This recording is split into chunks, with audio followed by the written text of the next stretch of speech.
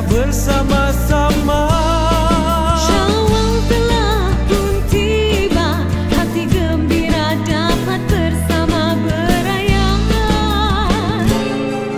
meriah suasana pastinya ku rasa, tuturmu sehalus sutra, indah tampak gaya.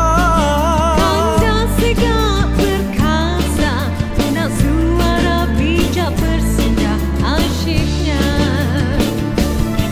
Bergandengan sehati, terlibat rindu kini, bersama di hari mulia ini. Jangan lupa ayah bunda, bersama kita berjumpa. Menyusun sepuluh jari menghadap orang tua, kerana Syawal kali ini tanda ikhlas berjumpa. Ingin menyunting bunga mekar dan jatuh ke hati, mengharapkan berkat mulia pagi Syawal begini.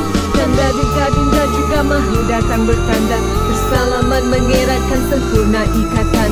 Usah malu atas segan niat kita sempurna, mengubat kerinduan bersama selamanya. Bergandengan sehati, terlibat rindu kini, bersama di hari mulia ini.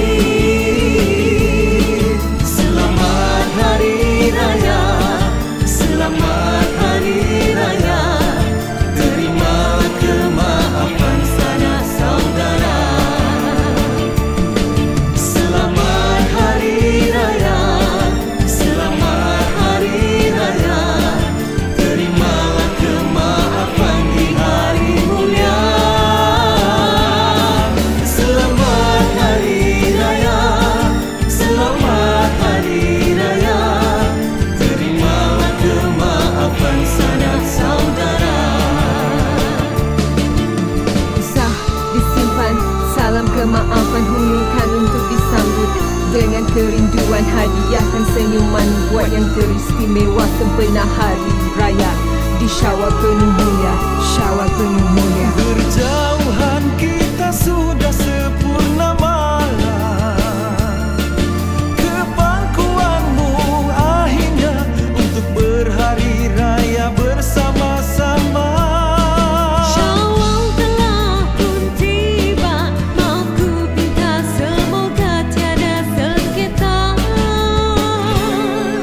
Terimalah kemaafan di hari mulia, sambutlah sepenuh cinta, marilah berbahagia.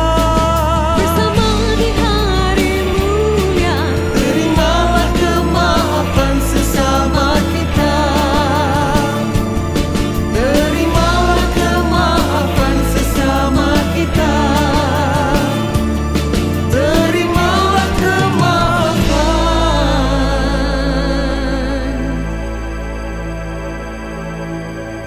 sanak saudara.